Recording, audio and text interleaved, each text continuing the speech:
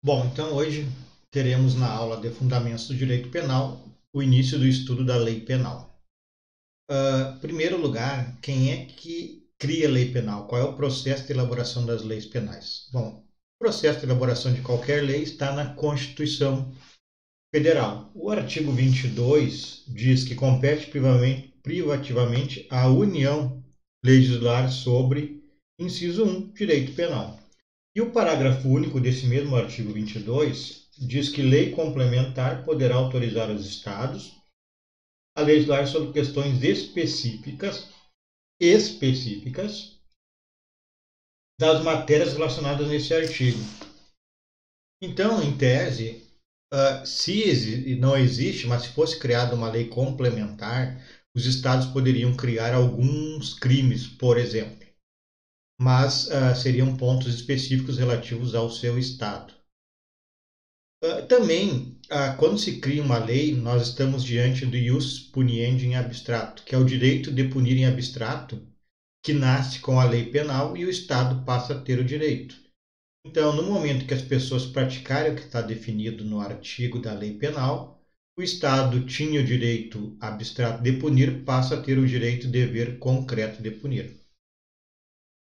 Então, a lei começa a vigorar, inicia o direito de punir em abstrato, então logo alguma pessoa pratica a conduta descrita no tipo penal, o Estado tem o direito e dever de punir, aí é o direito concreto, ius puniendi em concreto.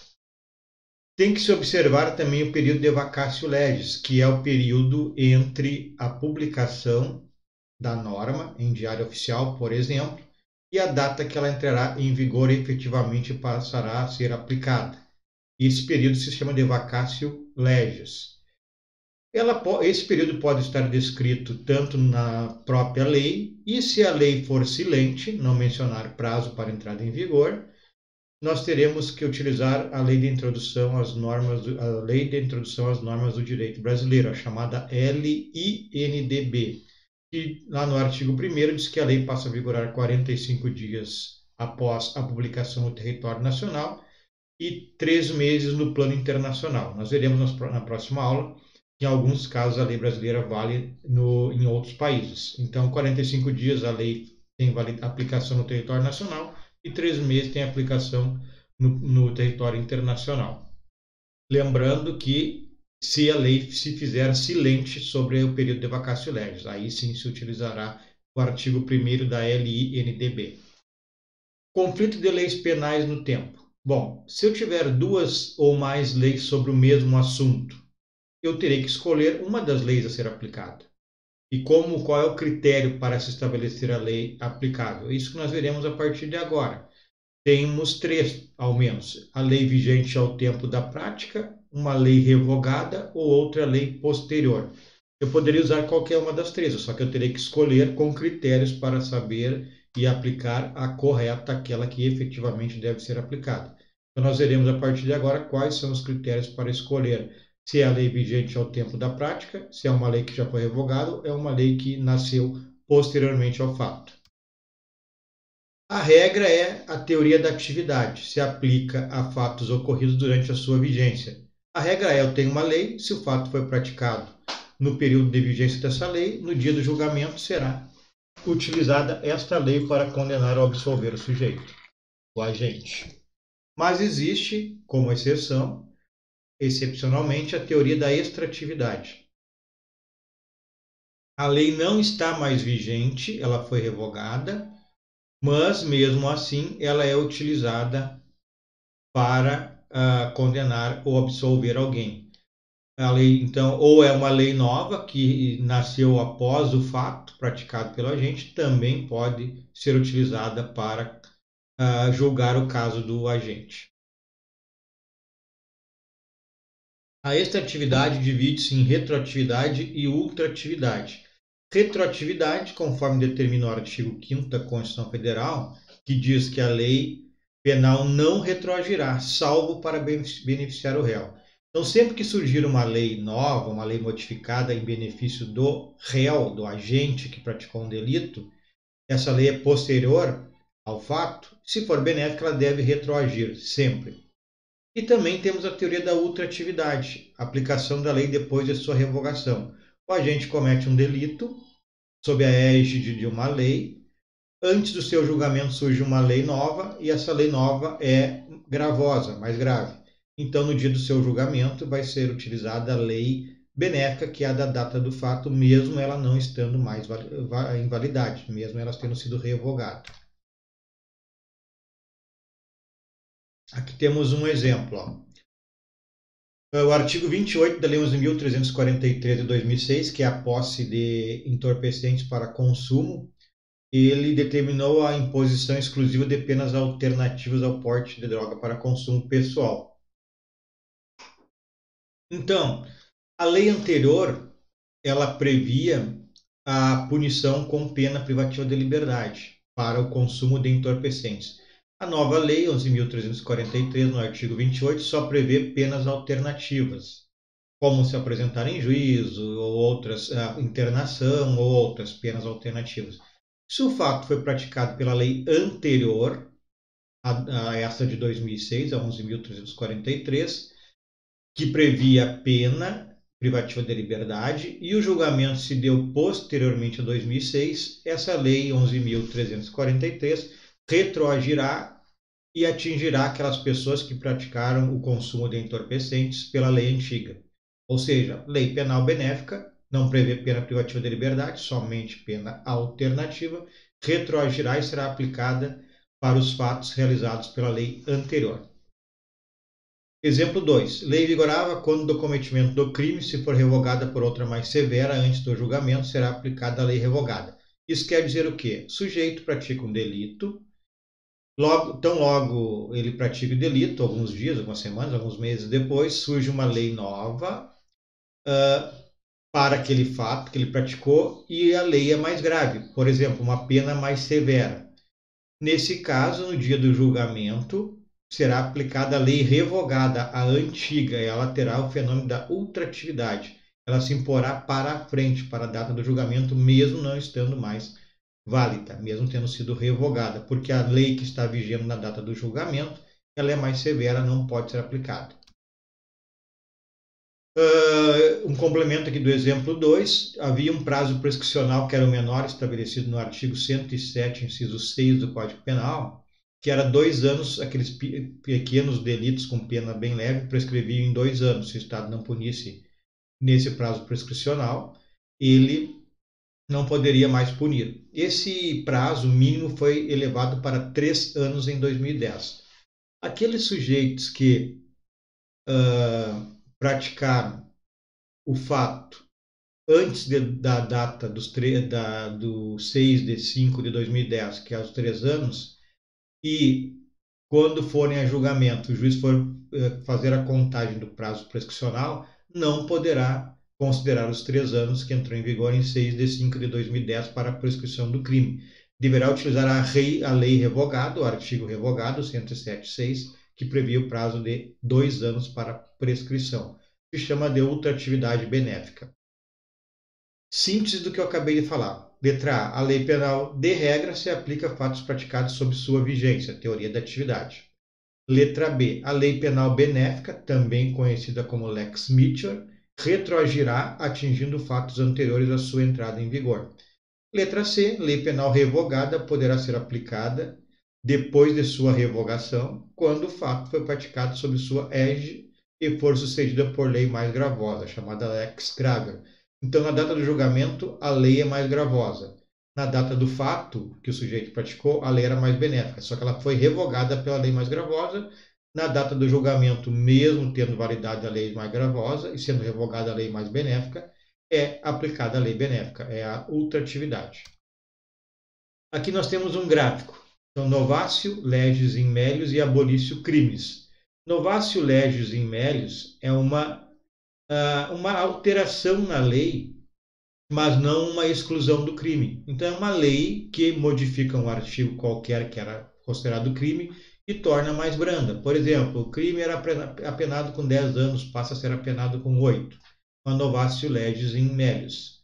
Ou abolício crimes. Abolício crimes quer dizer foi revogado aquele artigo daquele crime, não existe mais. Nos dois casos haverá a retroatividade.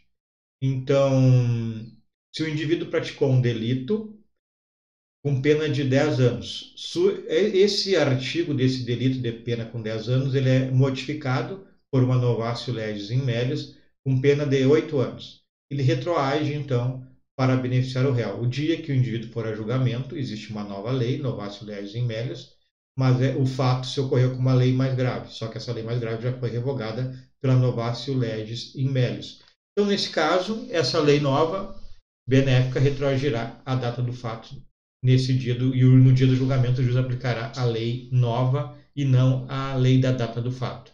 E se o crime for abolido, ou seja, for revogado, é a mesma coisa. No dia do julgamento, o juiz deixará de aplicar a pena ao indivíduo, formará sua decisão judicial dizendo que o indivíduo está absolvido porque não existe mais aquele crime, mesmo ele tendo praticado o crime, porque anteriormente, na data do fato, ele era considerado crime aquele fato. Mas como não é mais, retroage para beneficiar o réu. Então aqui é o que eu falei antes, né? Novatio legis in melius, nova lei penal que mantém incriminação, mas dá tratamento mais brando. Então, são casos de redução de pena, redução de prazos prescricionais, abrandamento de regimes de cumprimento de pena. Só uma observação que atualmente, pela nossa política criminal que vem há muitos anos, de diversos governos já, isso é quase impossível de acontecer. Uma nova lei que reduz uma pena, reduz a prazo prescricional, é quase impossível. A regra é aumentar penas, como houve agora a pena máxima de 30 para 40 anos no pacote anticrime. Mas nós temos alguns exemplos que podemos citar. A Lei 9.268 de 96 proibiu a conversão da pena de multa em prisão. Bom, nós temos no Código Penal 3 penas: pena privativa de liberdade, pena restritiva de direitos e multa. A multa, pela Lei 9.268, proibiu que o indivíduo que não pagasse a multa tivesse ela convertida em prisão. Determinou que fosse cobrada via execução da fazenda pública, né? Dívida de valor, como funciona com o IPTU, quem não paga pode até perder a casa. Então a multa virou essa situação.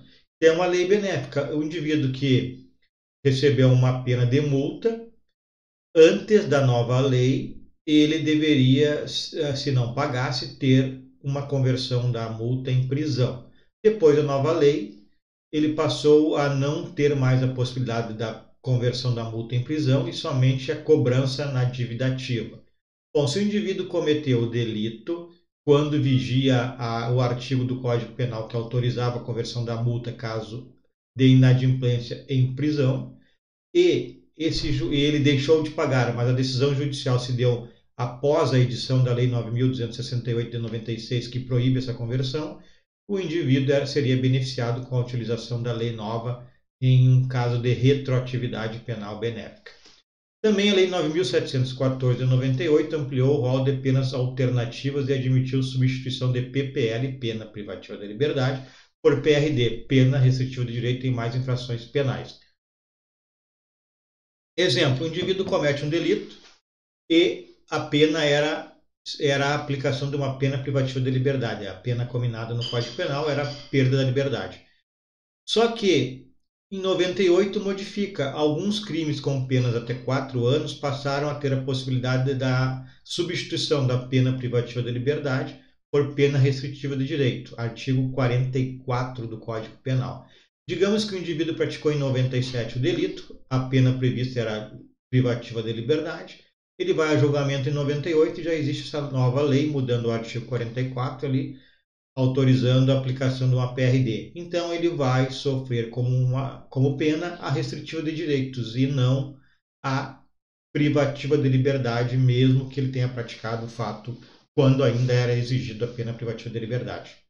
Então é um caso de Lex Michor, Novatio legis in melius, traduzindo uma lei benéfica, né, que trouxe benefício ao sujeito, então ela retroagirá para beneficiar o réu, conforme determina o artigo 5º da Constituição Federal.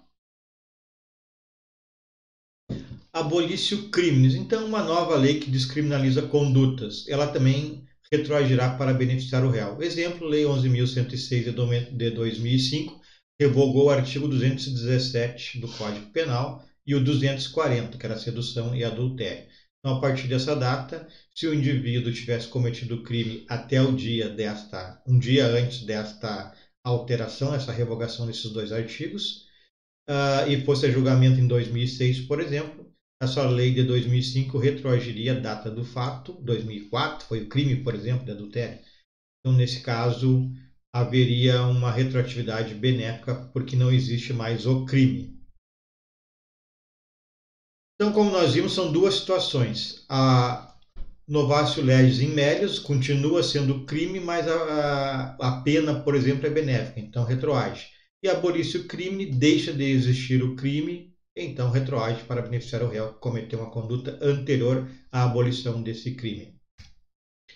Abolício crimes é uma causa extintiva da punibilidade, conforme prevê o artigo 107, inciso 3 do Código Penal.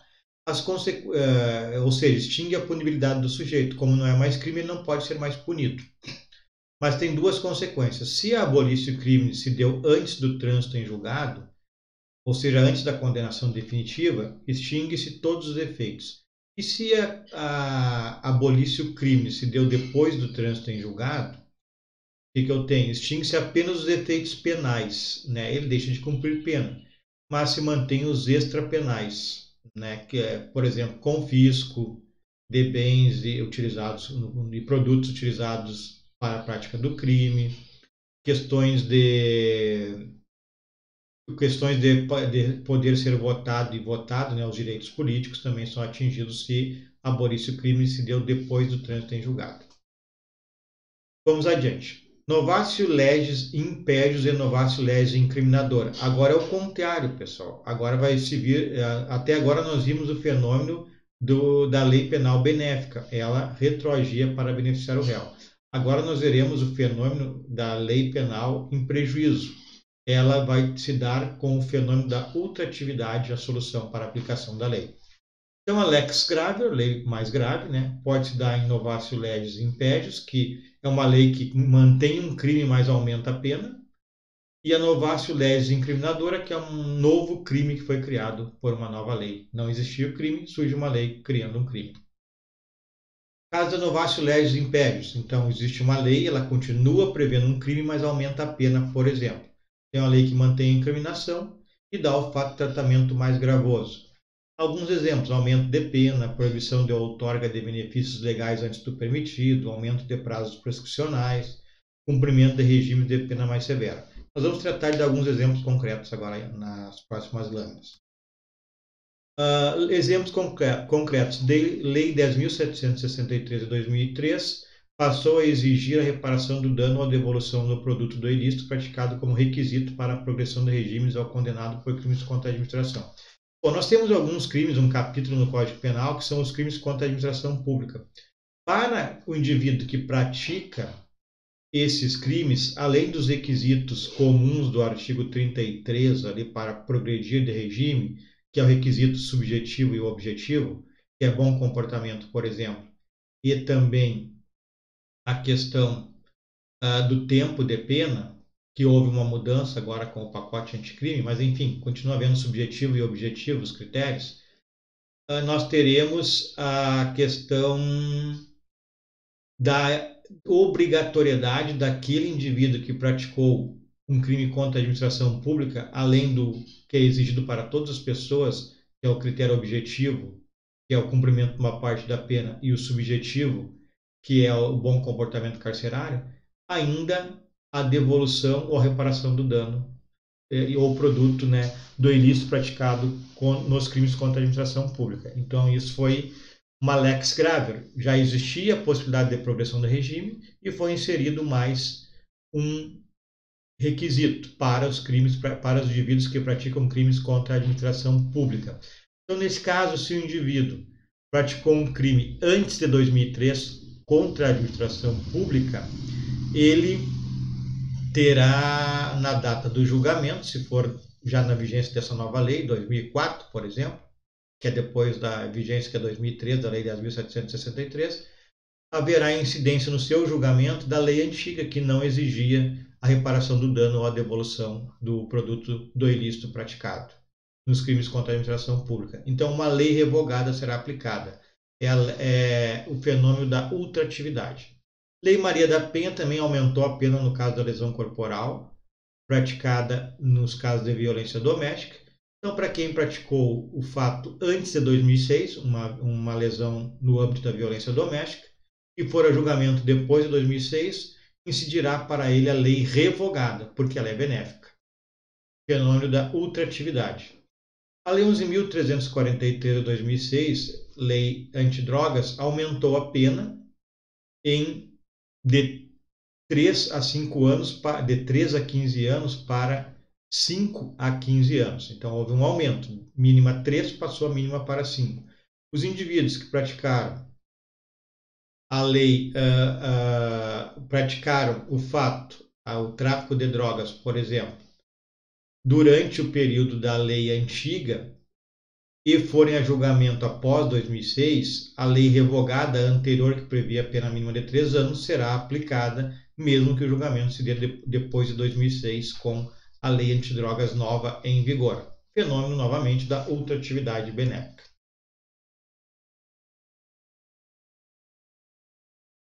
Vamos adiante. Aqui tem os gráficos que vocês podem dar uma lida depois. Está explicadinho.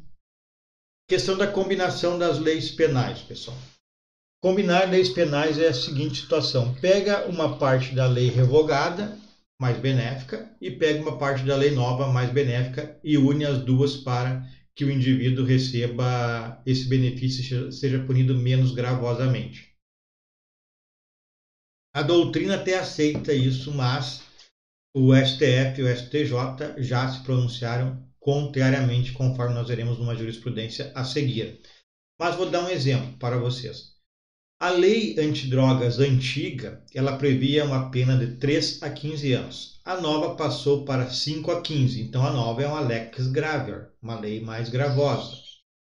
Só que a nova lei, ela criou uma causa de diminuição de pena de 1/6 a 2/3 para o agente que cometeu tráfico de entorpecentes, que seja primário, de bons antecedentes, etc. Está lá no artigo 33, parágrafo 4º.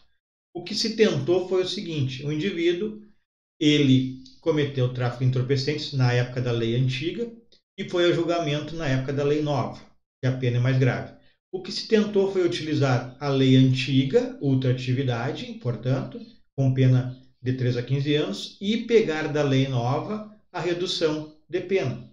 Seria uma combinação de leis penais, ou seja, utilizaria a pena da lei antiga, que foi a lei que ele cometeu o delito, já revogada, e também pegaria da lei nova a redução da pena.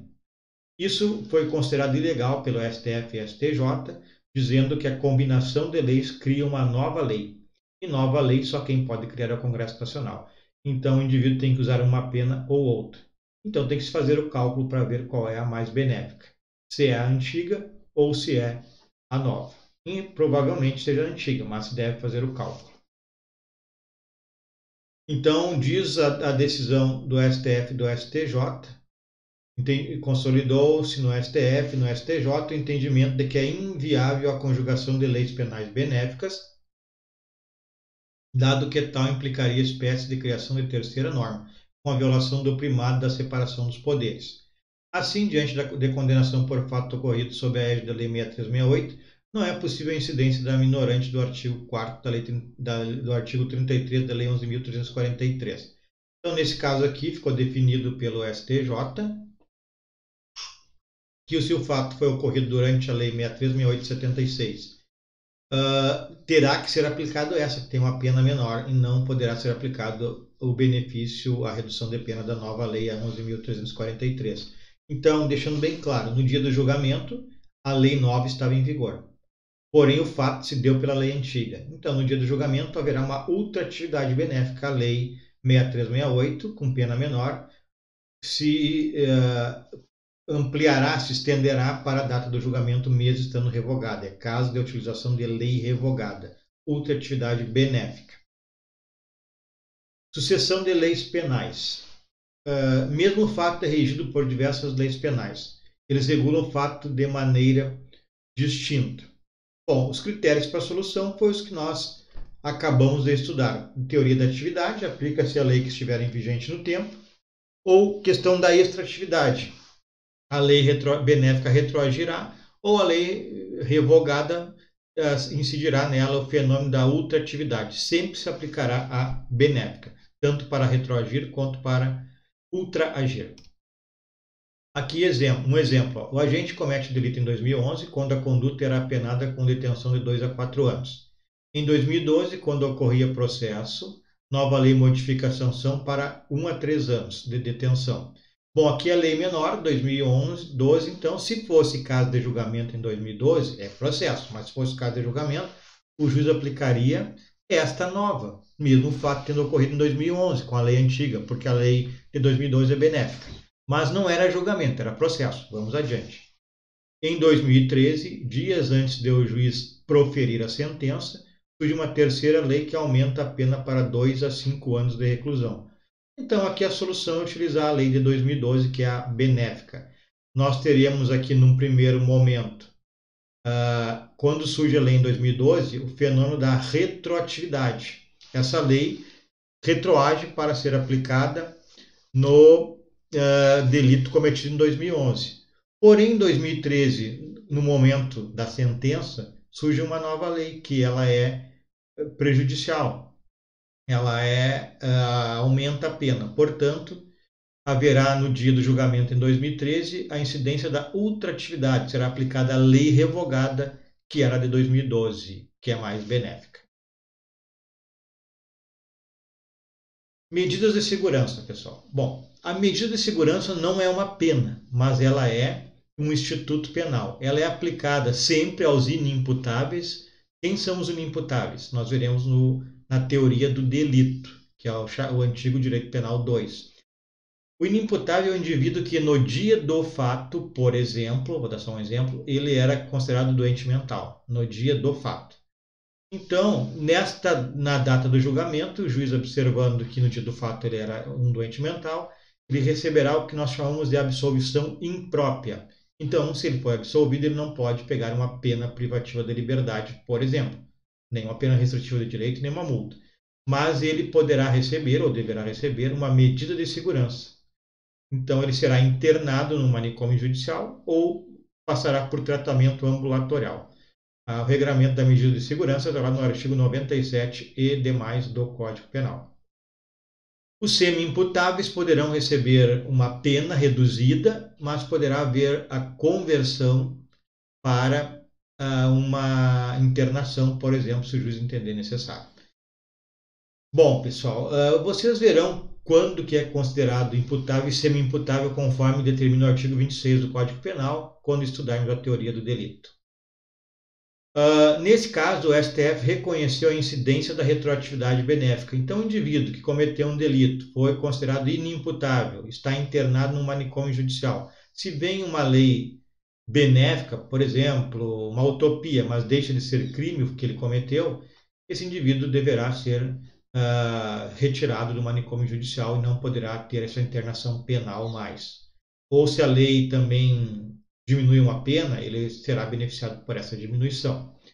Porém, vocês podem me perguntar, tá, mas o indivíduo é periculoso, o que se faz? Bom, aí o Ministério Público ou a família, em regra o Ministério Público, pode tentar a internação civil e não penal deste indivíduo, que pode ser perigoso para a sociedade. Competência para a aplicação da lei penal benéfica. Bom, nós vimos até agora que a lei penal benéfica sempre será utilizada. Por quê? Porque é o que determina o artigo 5º. Deixa eu ver se eu acho aqui rapidinho o inciso. Acho que é o 30 e...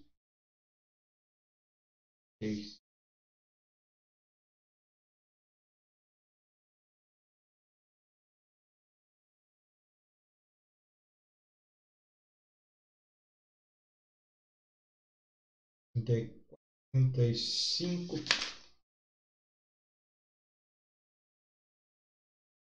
A lei constitucional. Artigo 5º, inciso 40, pessoal. A lei penal não retroagirá salvo para beneficiar o réu. Então, sempre que houver benefício em virtude do mandamento constitucional, artigo 5º, inciso 40, que é um direito fundamental do ser humano, haverá a incidência e aplicação da lei penal benéfica. E quem é a autoridade competente para aplicar? Se for na fase de investigação, a polícia encaminhará os autos, encerrará o inquérito policial e encaminhará os autos para o juiz competente. E aí o juiz determinará, então, que esse inquérito policial não mais seja instruído. Atualmente, pelo pacote anticrime, quem determina o arquivamento do inquérito é o próprio Ministério Público.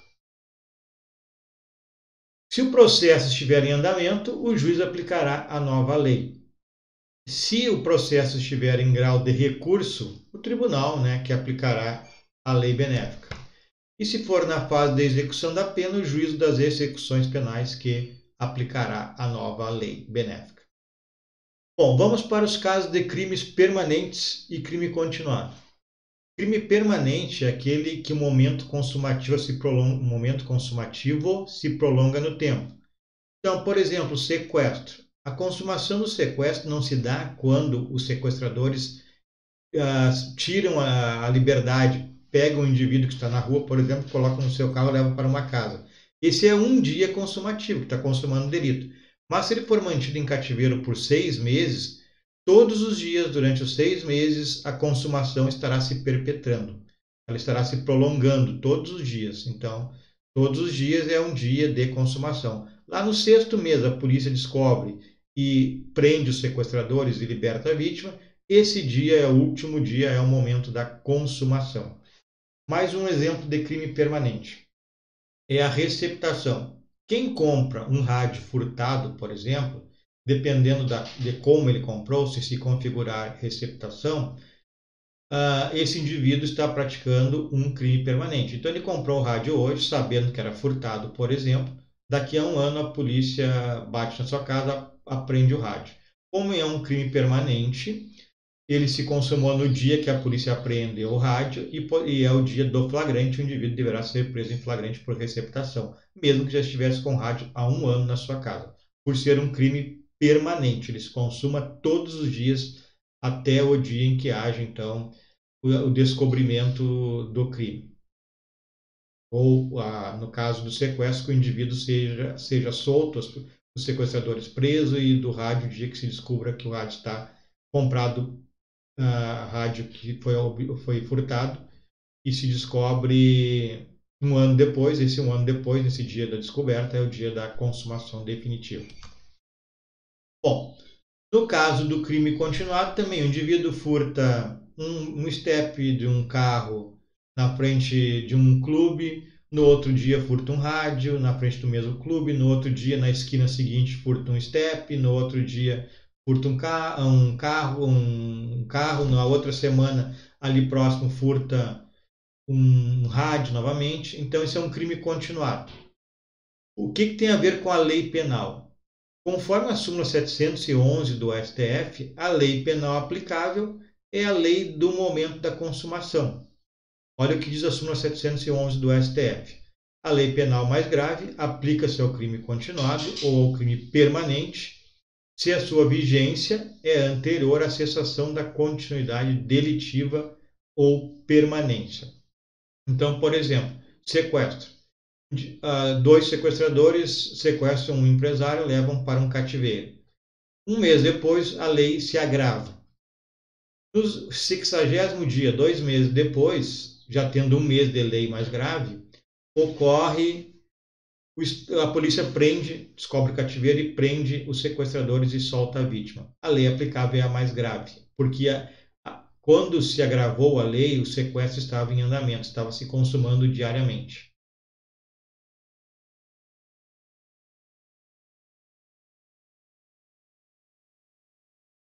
E no caso mais um exemplo que eu dei da receptação, a mesma coisa. O indivíduo compra um rádio sabendo que é furtado, fica 3 semanas com ele na sua casa. Só que na segunda semana após a compra do rádio furtado, a lei se agrava. Ela é criada uma nova lei, mais grave. E na 3ª semana, a polícia bate na casa do sujeito e apreende o rádio. Ele responderá pela lei mais grave, porque é um crime permanente. Então, a regra é sempre aplicada a lei benéfica. utilizando o fenômeno da retroatividade da lei penal benéfica ou da ultratividade daquela lei revogada que era benéfica. Mas nos casos dos crimes permanentes e continuado, se modifica, se aplica a lei que estiver em vigor no momento do ato consumativo.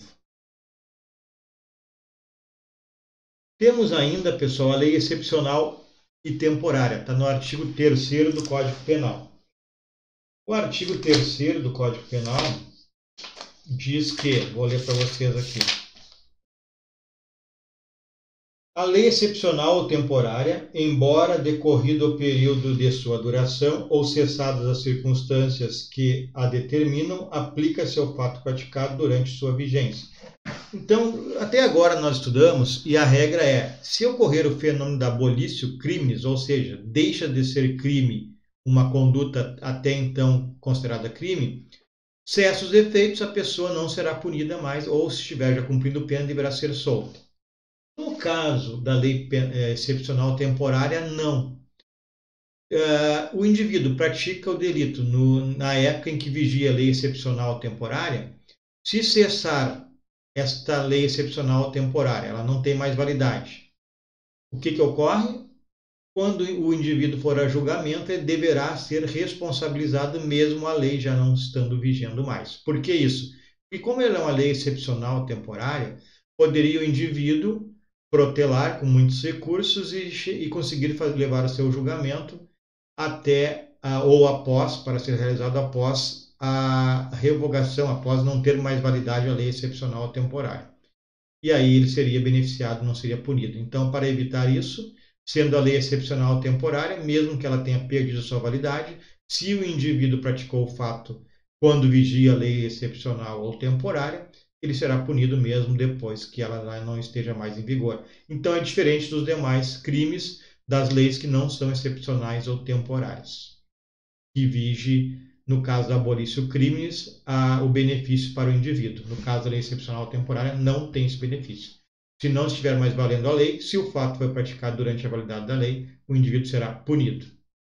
Mas qual é a diferença de lei excepcional ou temporária?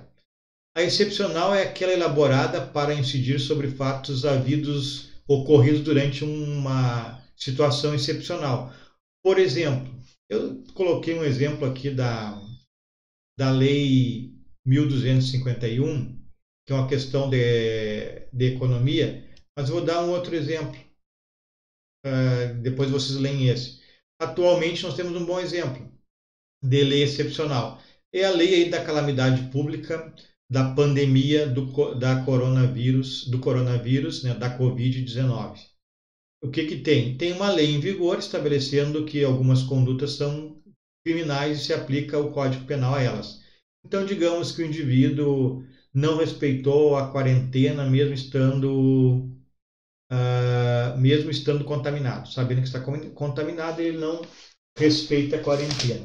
Aí a incidência, a lei da pandemia, da calamidade pública, manda usar o artigo 267, epidemia. Causar epidemia mediante a propagação de germes patogênicos. Digamos que daqui a 3 meses essa lei já não esteja mais em vigor porque a pandemia está cessada. Se o indivíduo praticou esta conduta do 267, mesmo que a lei que determinou a aplicação esteja na lei da pandemia, o indivíduo, mesmo assim, a lei não valendo mais, receberá esse tratamento do artigo 267 do Código Penal. E do 268 é a mesma coisa. O 268 diz o seguinte: infringir determinação do poder público destinada a impedir introdução ou propagação de doença contagiosa.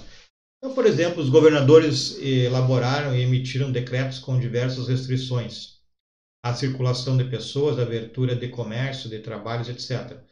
Digamos que cesse a epidemia, a lei já não esteja mais sendo utilizada, mas o indivíduo não observou e não cumpriu o decreto do governador. Então, mesmo que a lei não esteja mais valendo, a incidência do artigo 268 haverá e será utilizada lá na data do julgamento, mesmo após a lei da pandemia já não estar mais em vigor. E a temporária é diferente, aí é a tempo pré-determinado. Então o legislador colocará num artigo da lei. Essa lei entra em vigor nessa data e se estenderá até o dia tal, daqui a um ano, por exemplo.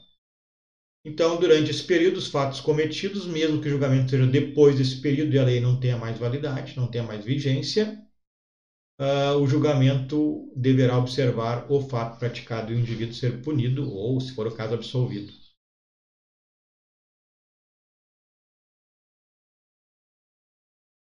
Bom, chegando já próximo ao final, a retroatividade da lei penal e lei penal em branco. Bom, pessoal, lei penal em branco é aquela lei que não tem todos os requisitos necessários para o sujeito entender que o fato que ele está praticando é crime. Por exemplo, o artigo 33 da Lei 11.343 de 2006, que trata do tráfico, diz que importar, exportar, remeter, preparar, produzir e mais 18, são 18 verbos no total, drogas. Então, aquele indivíduo que importar, exportar, remeter, vender, etc., ter em depósito drogas, será punido com pena de 5 a 15 anos. É o tráfico de entorpecentes. Mas o que são drogas? Não está escrito na lei. Então, se tem que pegar um complemento da Anvisa, no caso específico, que é um ato administrativo, uma portaria da Anvisa, Agência de Vigilância Sanitária, Agência Nacional de Vigilância Sanitária, dizendo o que é droga. Aí sim, aí eu vou complementar o artigo 33 com a portaria da Anvisa e eu saberei o que é droga. Aí, nesse caso, se eu vender as drogas previstas lá na portaria da Anvisa, eu estarei cometendo o crime de tráfico de drogas e deverei responder pelo tráfico. Bom, mas se essa norma complementar à portaria da Anvisa retirar, mudar, modificar e retirar um produto qualquer dizendo que não é mais droga. Se o indivíduo está preso por ter traficado esta droga que a portaria da Anvisa a partir de agora diz que não é mais crime, essa portaria deverá então retroceder para beneficiar o réu, certo? E a questão da súmula vinculante é a mesma coisa, a questão da retroatividade benéfica do entendimento jurisprudencial. Então, digamos que o indivíduo foi punido, e aí surge uma jurisprudência dizendo que não é mais crime aquela interpretação dada pelo tribunal. Essa interpretação nova, essa jurisprudência nova, deverá ser retroagir para beneficiar o réu. Notem que eu não estou falando de qualquer jurisprudência. São jurisprudências dos tribunais superiores que determinem assim. Então, por exemplo, o que diz a súmula vinculante? Número 26 do STF. Então, notem bem, estou dizendo alguns casos específicos por ordem do STF, a jurisprudência deverá retroagir. Então, a súmula vinculante 26 do STF determina a aplicação retroativa do entendimento benéfico por ela prolatada a respeito da inconstitucionalidade da proibição da progressão nos delitos hediondos e assemelhados. Quando a Lei 8.072 de 90 entrou em vigor, a Lei dos Crimes Hediondos, ela não autorizava a progressão de regime. O indivíduo deveria cumprir toda a pena em regime fechado. O STF considerou inconstitucional em face de alguns princípios, da individualização da pena, da dignidade da pessoa humana, entre outros, etc. Bom, daí surgiu a seguinte situação. Aqueles casos que solicitaram a inconstitucionalidade, foram beneficiados, deixaram de cumprir a pena integralmente em regime fechado, foi autorizado que houvesse a progressão de regime, do fechado para semiaberto, semiaberto para aberto. Então, alguns tiveram direito, aqueles que ingressaram com ação de inconstitucionalidade pelo controle difuso. E outros não tinham direito, porque a decisão da inconstitucionalidade pelo controle difuso, ela não é erga omnes, ela não é contra todos. Ela é incidental, vale para aqueles que pediram. Aí todos teriam que pedir, até se chegar lá no STF, se os juízes de piso não entendessem pela inconstitucionalidade, o indivíduo estaria preso enquanto outros soltos. Então, o STF emitiu a súmula vinculante 26, dizendo que essa interpretação, essa jurisprudência, essa decisão de inconstitucionalidade da possibilidade de de haver a progressão do regime nos crimes hediondos, não precisar cumprir a pena integralmente em regime fechado, deveria ser utilizado, então, para todos os outros casos. Então, haveria, então, uma retroatividade da jurisprudência da inconstitucionalidade declarada pelo STF, portanto. Ok, pessoal, certo? Então, até a próxima aula.